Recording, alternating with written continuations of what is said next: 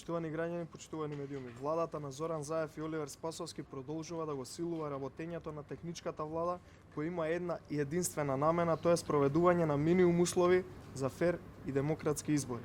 Стравот кај Зоран Заев, Оливер Спасовски и Мила Царовска е очигледен гледајќи ги постапките и хаосот кој што го креираат. Оливер Спасовски и Мила Царовска непосредно пред да ја разрешат од небулозни причини министерката Рашела Мизрахи, креираа хаос во Министерството за труд и социјала. Имено, на ден 14.2. во петокот, министерката потпиша формални решенија и овластувања за одредени лица во рамките на кабинетот и Министерството за основни потреби за функционирање на Министерството за труд и социјала. Тоа се овие овластувања за повеќе луѓе во Министерството за труд и социјала. Водејќи се од непринципиелноста на СДСМ која што ја гледаме изминатиот период и правните начела кои што ги почитуваме како политичка партија, веднаш по ваквите потпишувања од страна на министерката Мизрахи, истите решени овластувања ги пративме до Државната изборна комисија да се произнесат дали овие решенија и акти кои што се потпишани од министерката се од интерес на организација на изборите и се потребни врзан потпис од страна на министерката и техничкиот министер или не се потребни.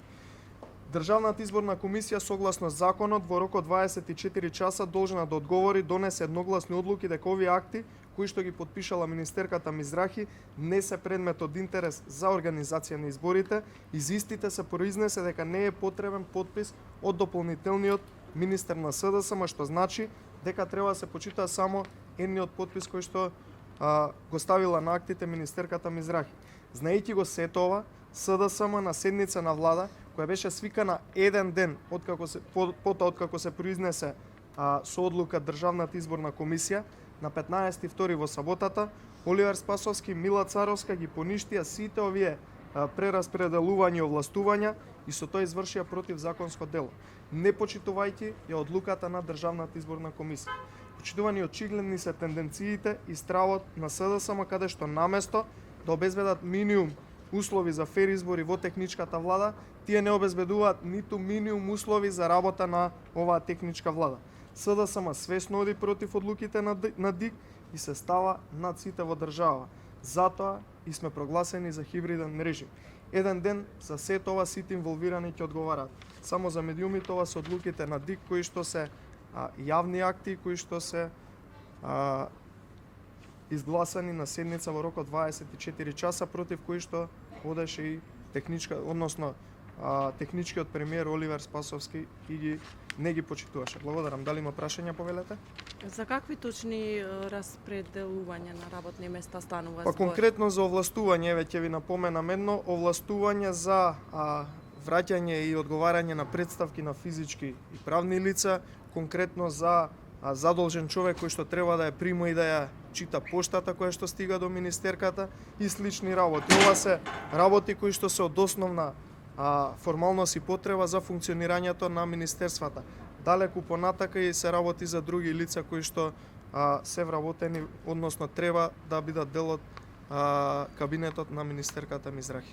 Али ќе поднесете ли представки до ДИК за решенијата за укинување на решенијата на министерот на Гечуков? Веќе имавме пресконференција од страна на партијата, од страна на членот на извршен Орце Ѓорѓиевски, да ќе ги искористиме сите правни акти, но очигледно е едно дека ова влада на Оливер Спасовски и Зоран Заев се ќе направи да ја оневозможи работата на техничките министри и да се амнестира од целокупниот криминал кој што го има правен.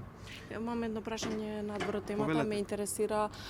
СДСМ пред малку ве обвини дека вие сте ВМРО беше против законот за јавно обвинителство за да ги амнестира функционерите на ВМРО, самите нивни ваши функционери како што е Милошовски, за да не се покренат пак сите тие предмети како што ќе биде со новиот закон за јавно обвинителство. Апсолутно не е точно. Единствен кој што сакаше си донесе закон померка за амнестирање на сопствениот криминал, кој што можеби ќе му биде трета или четврта или пета амнестија на Зоран Заев, тоа е Зоран Заев.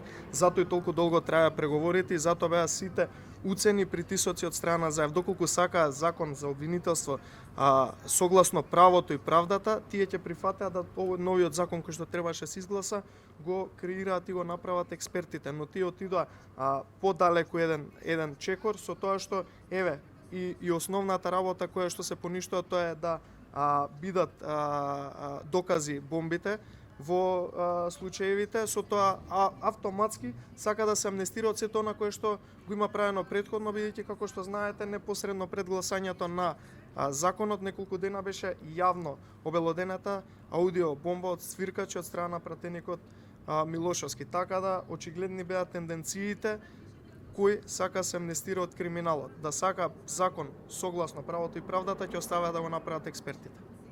Благодарам.